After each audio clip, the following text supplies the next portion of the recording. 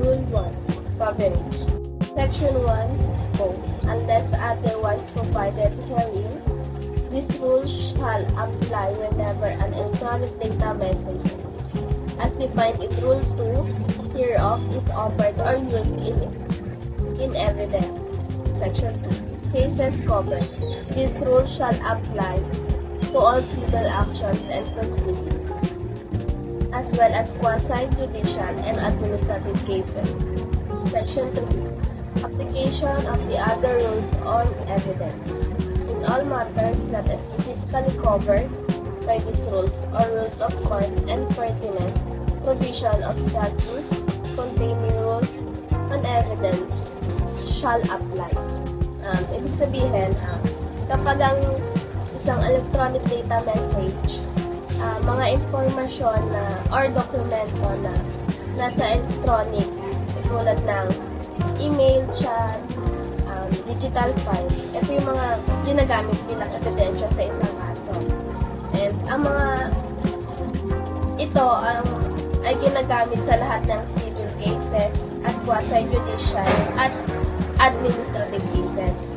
Ito yung mga kasong hinahawakan ng mga ahensya ng gobyerno or opisina na may kapangyarihang magdesisyon hindi lamang kahit hindi sila hukuman.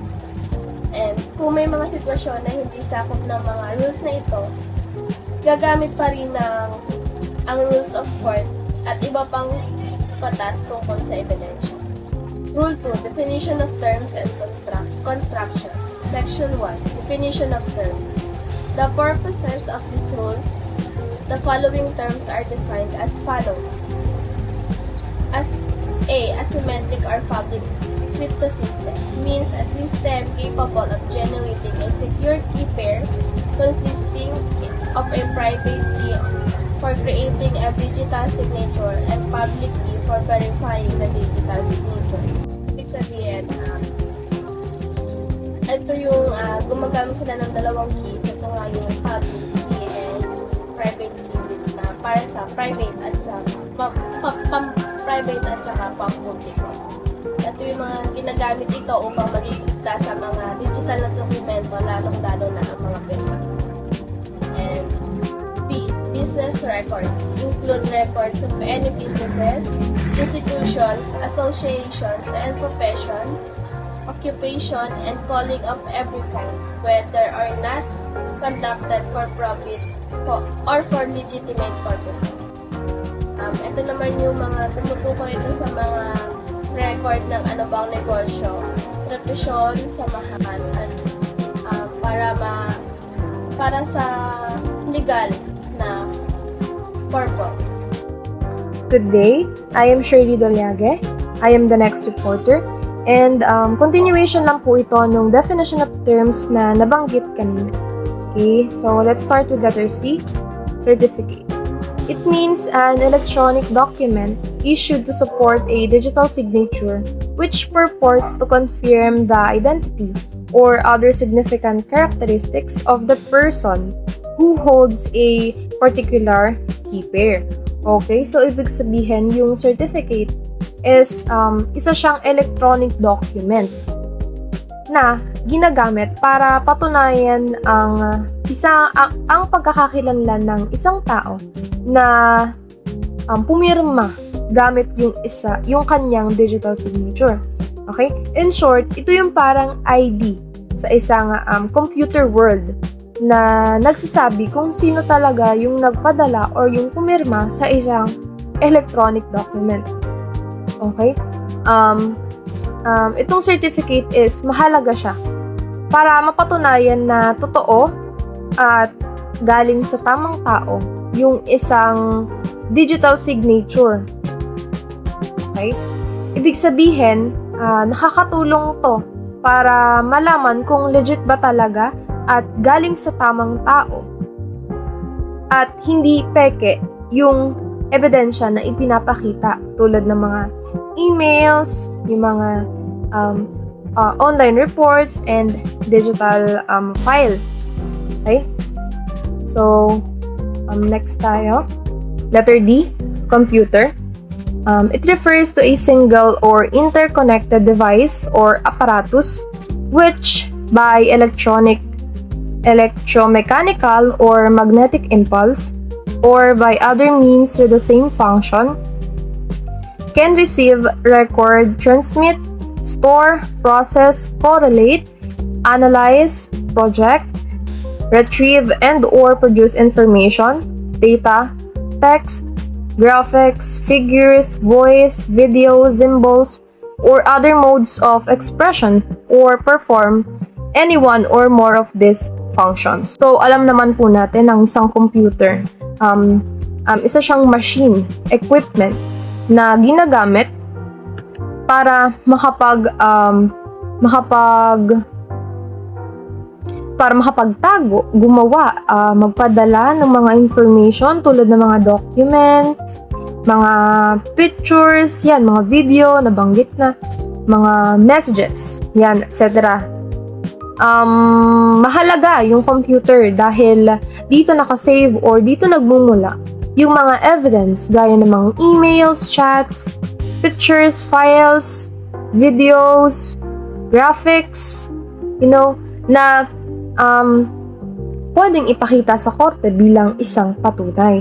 Okay? In short, yung computer is isa siyang kasangkapan. Sabi ko nga kanina, isa siyang equipment na tumutulong para makuha at maipakita yung mga digital evidences na ginagamit or gagamitin sa isang investigation. Okay? So, next tayo. Let's go with letter E. Digital signature.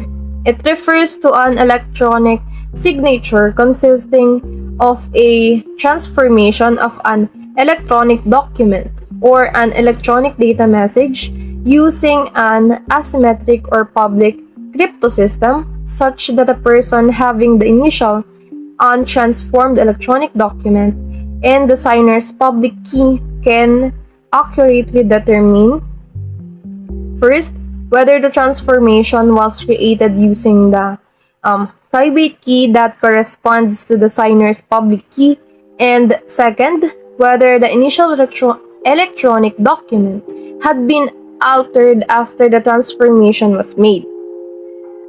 Okay? So, yung digital signature daw is isa siyang uri ng perma or isa siyang uri ng perma sa isang computer or online na ginagamit para patunayan ng isang electronic document ay totoo at hindi nabago or hindi binago. Okay? Ito ay ginagawa sa pamamagitan ng special na code or system na tinatawag na crypto system. Okay? Na gumagamit ng dalawang susi, which is yung private key para naman siya sa mga pumirma. And then, kapag sinabi nating public key, para naman to dun sa tumatanggap or yung mga nagbe-verify. Okay.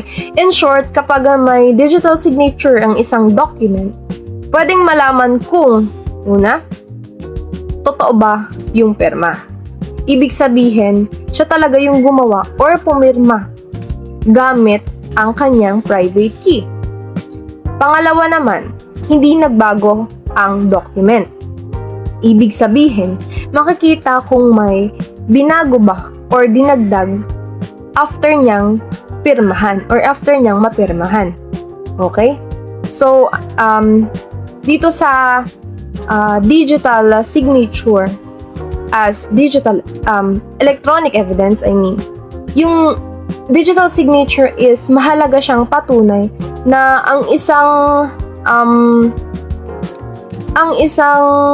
online file or document is totoo or tunay. Second, galing siya sa tamang tao. Hindi siya peke or inedit or whatsoever. Okay? Karagdagan lang na yung electronic evidence or specifically yung digital signature. Ginagamit siya sa mga digital evidences tulad ng email, sa mga contract, yung mga kontrata, or yung mga sinasubmit na report through online. Okay? Next is yung digitally signed. So, ito naman yung pagpirma mo ng isang document na kung saan in a online version. For example, may nagpadala ng email. So, instead of ballpen yung gagamitin mo, ginagamit mo yung digital signature mo para patunayan na ikaw talaga yung pumirma or nag-send ng isang email na yon. Next is electronic data message. So, ito naman yung message or information na pinadala through computer or internet. Pwede itong through email, text message, chat, or kahit anong online form. Next is electronic key. Ito naman yung password or secret code para mag-lock or mag-unlock ka ng isang document info. Ito yung ginagamit natin. Next naman is yung electronic signature. Ito naman yung modern version ng handwritten signature. Ginagamit para ipakita na sumasang-ayon ka sa isang document na sinend through electronics. Pwede itong digital signature, scanned handwritten signature, or kahit mag-click ka na lang nung agree dun sa isang form.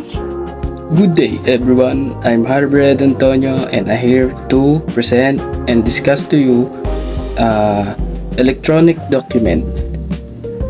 Refers to information of the representation of information, data, figures, symbols, or other modes of written expression, described or however represented by a which is right, is established, or an obligation extinguishes, or by which a fact may be proved and affirmed, which is received, recorded, transmitted, stored, processed, retrieved, or produced electronically. It includes digitally signed documents and any printout or output,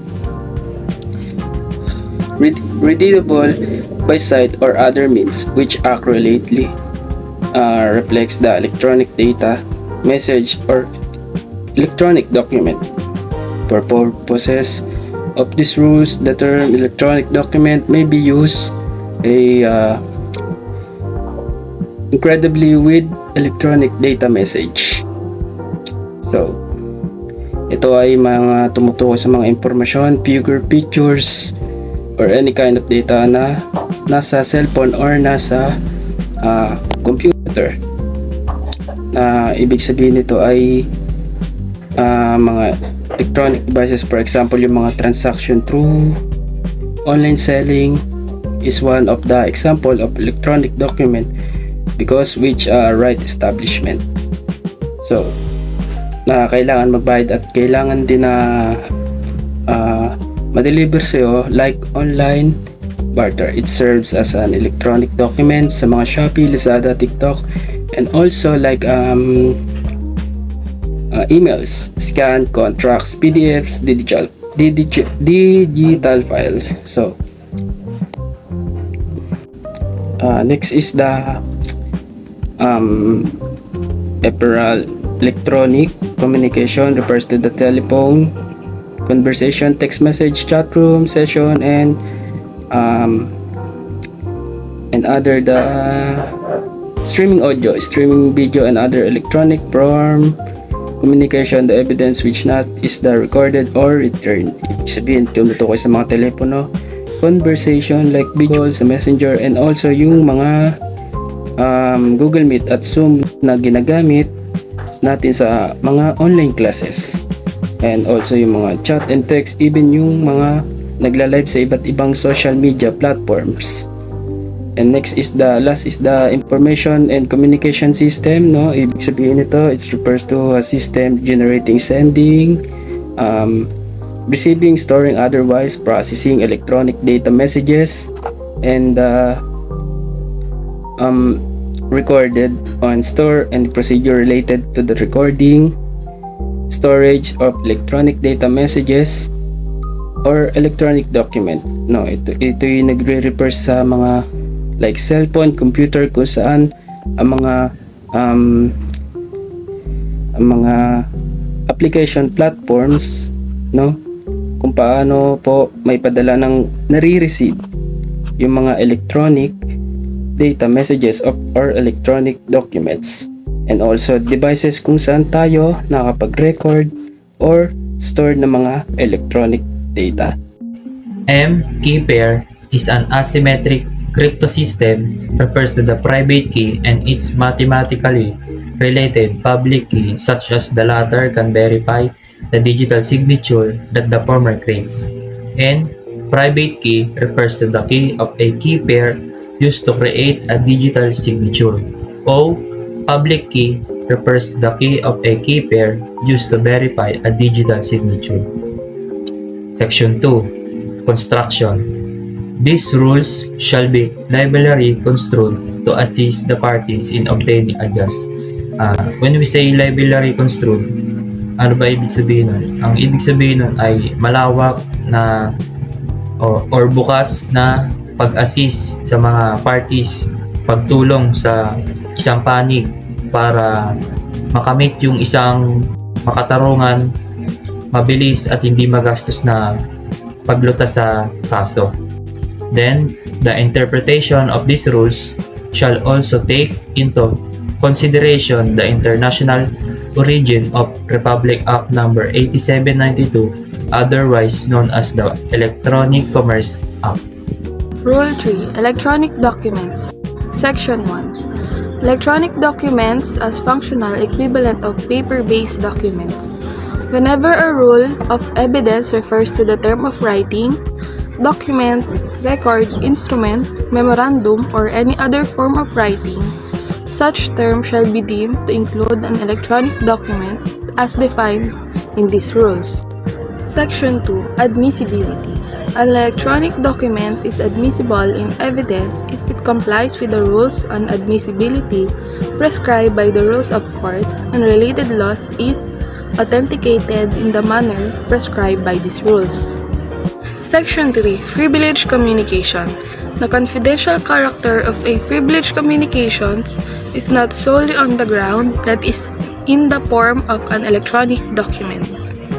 Rule 4. Best evidence rule. Section 1. Original of an electronic document.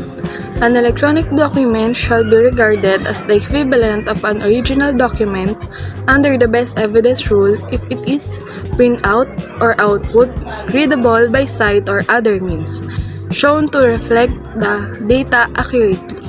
We're going to talk about Section 2 of the Rules of Electronic Evidence, which is about copies as equivalent of the originals. These rules help us understand when copies of documents can be treated the same as the original and when they cannot. According to Section 2, when a document is in two or more copies executed for about the same time, which is identical contents, or is a counterpart produced by the same impression as the original, or from the same matrix, or by mechanical or electronic recording, or by chemical reproduction, or by other equivalent techniques which accurately reproduce the original, such copies or duplicates shall be regarded as the equivalent of the original. Sabi dito, in short, kung ang kopya ng document ay parehong-pareho sa original, whether ginawa siya ng sabay galing sa parehong source o reproduce accurately, pwede na itong tanggapin bilang original. Example nito is a carbon copy of a contract signed at the same time as the original. Scan PDF that exactly looks like the original document, or a photocopy made directly from the original using a reliable copier.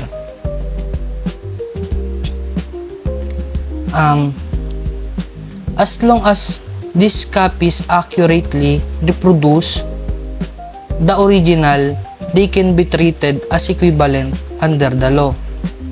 But however, meron sa section 2 also tell us there are two important exceptions. Situations when a copy cannot be treated as the original. Paragraph A. When there is a genuine question about authenticity. If someone challenges whether the original document is real or genuine, then a copy can't replace it. Example, if a party says the signature on the contract might be forged, the original must be reproduced. Paragraph B. When it would be unjust or inequitable to admit a copy. If using a copy would be unfair to one of the parties, maybe because the copy is unclear, incomplete, or possibly tampered with, the court will require the original. Rule 5. Authentication of electronic documents. Section 1. Burden of proving authenticity. The person seeking to introduce an electronic document in any legal proceeding has the burden of proving its authenticity in the manner provided in this rule. Okay. So, sa rule na to, dito sinasabi na kapag gusto mo gamitin ng electronic document bilang ebidensya sa korte, tulad ng emails, text messages, digital contracts, or CCTV footage, so ikaw mismo ang may responsibilidad na patunayan na totoo at authentic yung mga dokumentong ipapasa mo. So, sa legal terms, ang tawag dito ay burden of proof. So, ibig sabihin, hindi sapat na ipakita mo lang ang electronic evidence. So, kailangan mo yung mapatunayan na hindi ito peke, na hindi ito na-edit, at nanggaling talaga ito sa sinasabi mong pinagmulan. So, halimbawa, kung ang isang police investigator ay mag-represent ng screenshot ng chat conversation bilang evidence sa cybercrime case, hindi agad tatanggapin ng court yun hanggat hindi mapapatunayan na genuine yung screenshot. So, kailangan niyang ipakita kung paano nakuha yung data, saan galing at kung paano niya nasiguro na hindi ito binago o manipulated. Kaya sabi ng Rule 5, Section 1, the person seeking to introduce an electronic document has the burden of proving its authenticity. So, in short, ang bigat ng responsibility ay nasa pagpe-present ng evidence. So, kung hindi mo kayang patunayan yung authentic yung document, so hindi ito tatanggapin ng korte kahit gaano pa ito kahalaga sa kaso. So, in summary, itong Rule 5, Section 1 ay tungkol sa credibility at reliability ng electronic evidence. So, pinoprotektahan nito ang justice system laban sa mga fake o altered digital documents. Section 2. Manner of authentication. Before any private electronic document offered as authentic is received in evidence, its authenticity must be proved by any of the following means. Kailangan po muna na bago masabi natin itong private electronic document is genuine, kailangan muna isa man lang sa mababanggit is present dun sa mismong private electronic document na meron ka. Letter A. By evidence that it had been digitally signed by the person purported to have signed the same. A digital signature is an electronic method that uniquely identifies the signer or confirms that the document has not been altered. B. By evidence that other appropriate security procedures or devices as may be authorized by the Supreme Court or by law for authentication of electronic documents were applied to the document or. This ensures that only valid, secure electronic systems are used for authentication. C. By other evidence showing its integrity and reliability to the satisfaction of the judge. Even if the document doesn't have a digital signature or authorized security device, it can still be accepted if there is other evidence that proves it is trustworthy, unaltered, and reliable to the satisfaction of the judge. Kailangan po kasi doon sa letter C, parang meron kang backup or meron kang gagamitin na isang bagay na pwede pang magpatibay sa electronic private document na meron ka. And this section 2 explain how to prove that the private electronic document is genuine before it can be used as evidence in court. Let's go the other topic. Section 3, proof of electronically notarized document. A document electronically notarized in accordance with the rules promulgated by the Supreme Court shall be considered as a public document and proved as a notarial document under the rules of court. It is done properly under Supreme Court rules, is automatically valid and accepted in court as public document.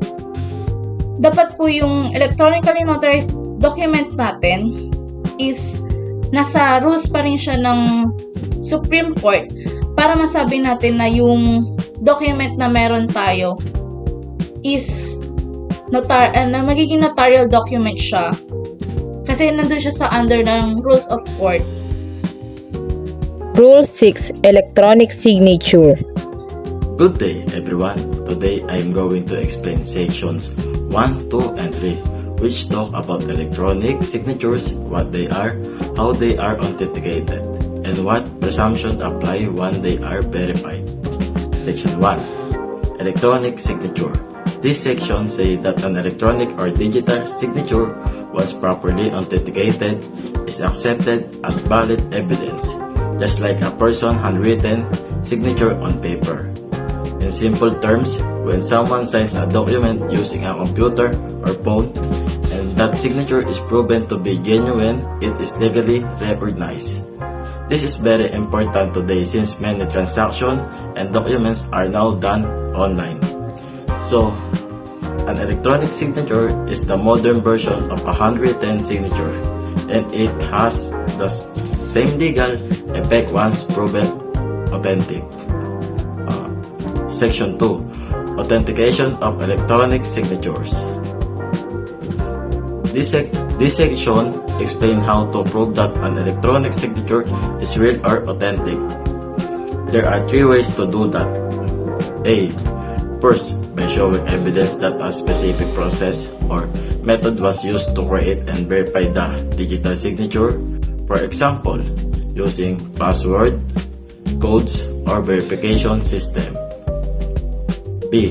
Second, it can also be authenticated by other methods allowed by law, meaning in there are legal ways stated elsewhere they can also be used.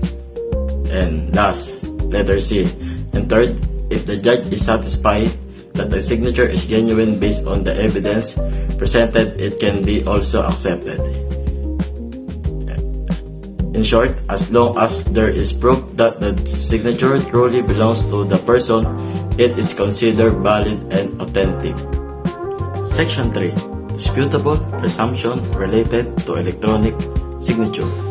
Now, once the electronic signature has been authenticated, the law makes 3 assumptions, or we call disputable presumption. These are things that are presumed to be true unless someone proves otherwise. A. First, it is presumed that the electronic signature belongs to the person it is said to represent. B. Second, it is presumed that the person affixed the signature intentionally, meaning they willingly approve or agree to the document or transaction. C. And third, it is presumed that the methods or systems used to create and verify the signature work correctly, that there were no errors or faults in the process. However, these are called disputable presumption because they can still be challenged in court if someone can present proof that the signature is fake, unauthorized, or made with errors. So now let's talk about the Section 4, Disputable Presumption relating to digital signatures. Upon the authentication of a digital signature, it shall be presumed, in addition to those mentioned in the immediately preceding section, that A. The information contained in a certificate is correct. Dapat clear at tama ang nakalagay sa certificate. And B. The digital signature was created during the operational period of a certificate. Then C.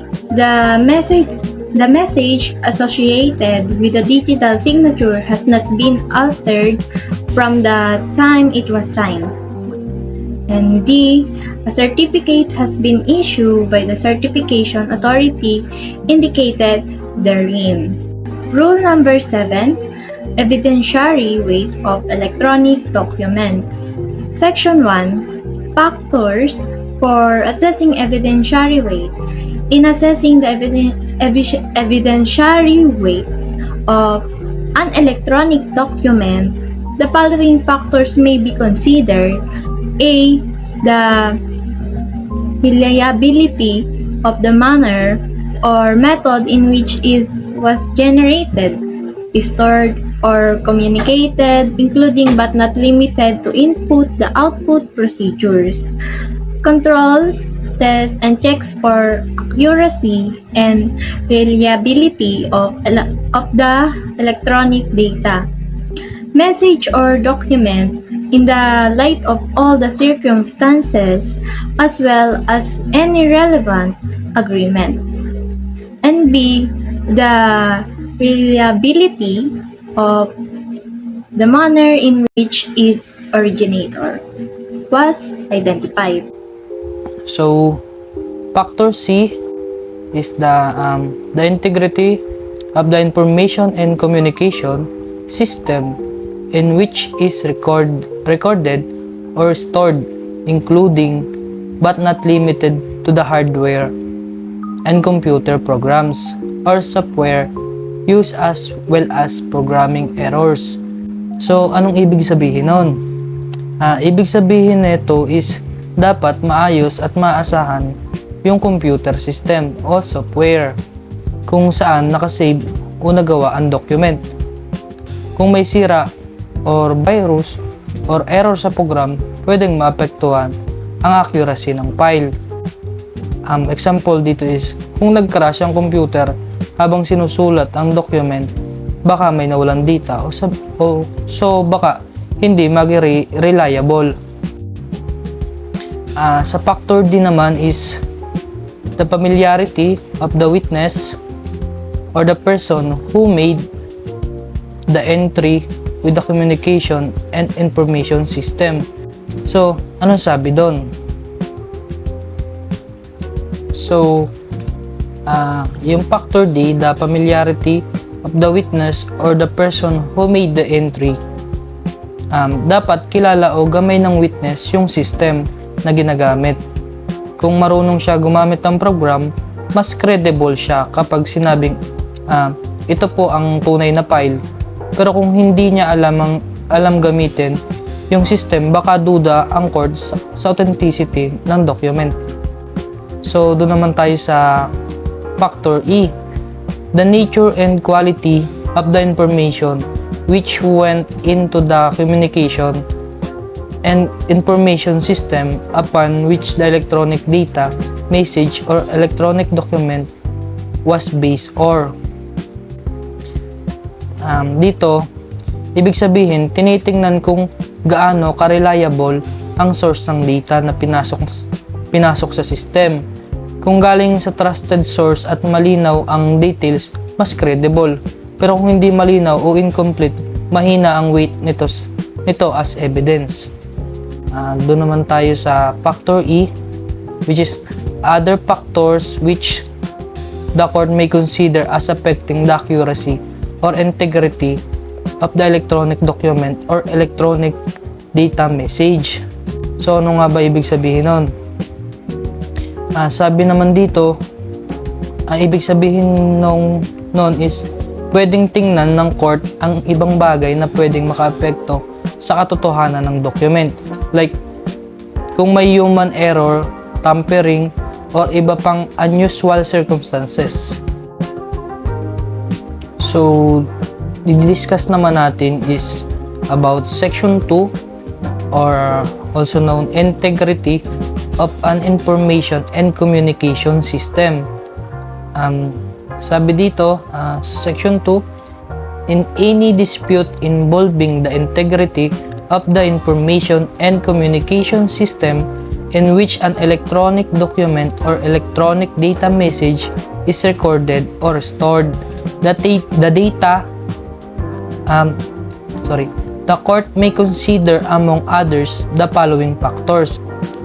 So, sabi dito, kapag may dispute tungkol sa electronic document or data message, tinitingnan ng court kung integrity ng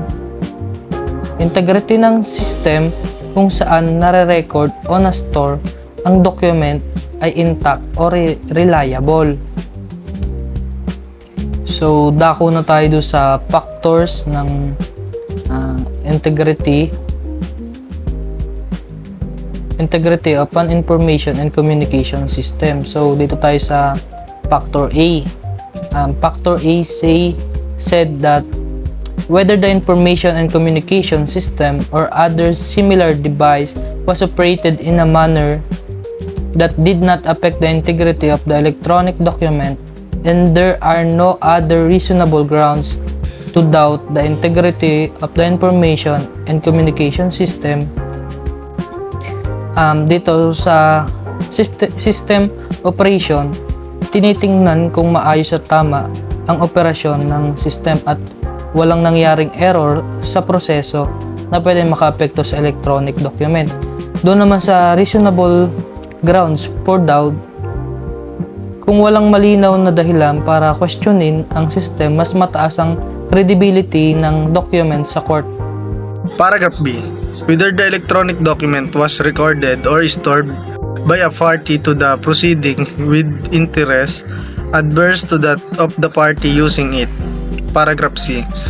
Whether the electronic document was recorded or stored in the usual and ordinary course of business by a person who is not a party to the proceedings and who did not act under the control of the party using it. Rule 8. Business records as exemption to the hearsay rule. Section 1. Inapplicability of the hearsay rule. A memorandum, report, record, or data compilation of act, events, condition, opinion, or diagnosis made by electronic, optical, or other similar means at or near the time of or prompt transmission or supply of information by a person with knowledge thereof and keep in the regular course or conduct of a business activity, and such was the regular practice to make the memorandum, report, record, or data compilation by electronic, optical, or similar means, all of which are shown by the testimony of the custodian or other qualified witnesses, is accepted from the rule of or hearsay evidence. Section 2. Overcoming the presumption. The presumption provided for in Section 1 of this rule may be overcome by the evidence of the untrustworthiness of the source of information or the method or circumstances of the preparation, transmission, or storage thereof. Rule 9 Method of Proof. Section 1 Affidavit of Evidence. All matters relating to the admissibility and evidentiary weight of an electronic document may be established by an affidavit stating facts of direct personal knowledge of the affiant or based on authentic records.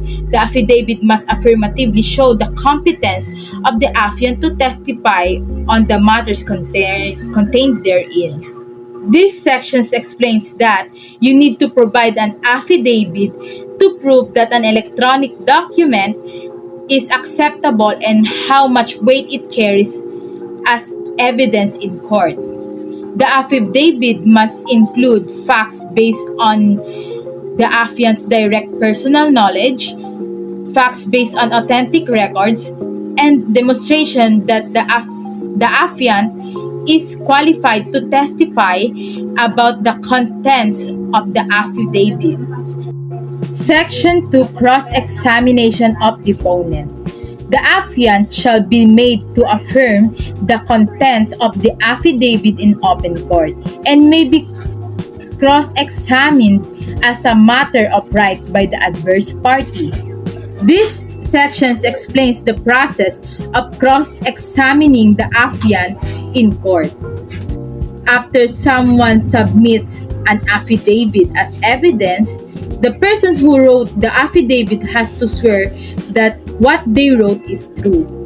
Then the other side gets a chance to question them about it in court. This is to make sure that everything is fair and accurate. Rule 10. Examination of witnesses. Section 1. Electronic testimony. After summarily hearing the parties pursuant to Rule 9 of these rules, the court may authorize the presentation of testimonial evidence by electronic means. Before so authorizing, the court shall determine the necessity for such presentation and prescribe terms and conditions as may be necessary under the circumstance, including the protection of the rights of the parties and witnesses concerned. This section outlines the conditions under which court may allow witnesses to give their testimony using electronic means, such as video conferencing instead of appearing physically in court. But before that happens, the court needs to hear from both sides, decide if it's really necessary, and set clear rules to make sure everyone's rights are protected and the testimony is fair and reliable. Good day everyone, my name is Lerlyn Patiga and I'm here to discuss to you the Section 2 transcript of electronic testimony.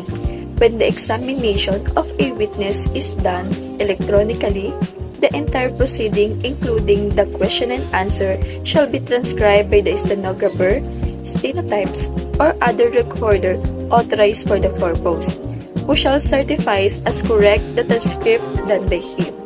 The transcript should reflect the fact that the proceeding, either in whole or in part, had been electronically recorded. So dito po sinasabi na if the examination of a witness was done electronically through video or through audio, kailangan po i-transcribe po or isalin ng isang stenographer or stenotypes ang nasabing testimony into written text. Bakit po? Para po magkaroon po tayo ng formal presentation of evidence in court. Next is Section 3, Storage of Electronic Evidence. The electronic evidence and recording thereof, as well as the stenographic notes, shall form part of the records of the case. Such transcript and recording shall be deemed prima facie evidence of such proceedings. So dito po sinasabi na ang electronic evidence, stenographic notes ay magiging bahagi na daw po ng isang kaso at it serves as a prima facie evidence. But first, what is prima facie evidence? Prima facie evidence on its face, meaning evidence can stand alone to support a conviction unless rebutted. So, sinasabi po dito na sapat na patunay po hanggang hindi po napapatunayan na ito po ay mali at hindi totoo. Rule 11. Audio, photographic, video, ephemeral evidence. Under Section 1, audio, video, and similar evidence. Audio, photographic, and video evidence of events, acts, or transaction shall be admissible provided is shall be shown, presented, or displayed to the court, and shall be identified, explained, or authenticated by the person who made recording or by the other person competent to testify on the accuracy thereof. So, dito po sinasabi na yung mga pictures, audios, videos ay admissible daw po sa korte. So, tinatanggap daw po ito unless na iharap or ipakita daw po ito sa korte ng mismong nag-record. At kung wala naman po is yung mga taong handang magpatunay po ng nasabing evidence. Section 2. Ephemeral Electronic Communication. Communications shall be proven by the testimony of a person who was a party to the same or has personal knowledge thereof. In the absence or unavailability of such witnesses, other competent evidence may be admitted. A recording of the telephone conversation or ephemeral electronic communication shall covered by the immediately preceding section. If the foregoing communications are recorded or embodied in an electronic document, then the provisions of Rule 5 shall apply. Rule 12. Effectivity. Section 1. Applicability to pending case. These rules shall apply to cases pending after their effectivity. Section 2. Effectivity. These rules shall take effect on the first day of August 2001 following their publication before the 20th day of July 2001 in 2 newspapers of general circulation in the Philippines.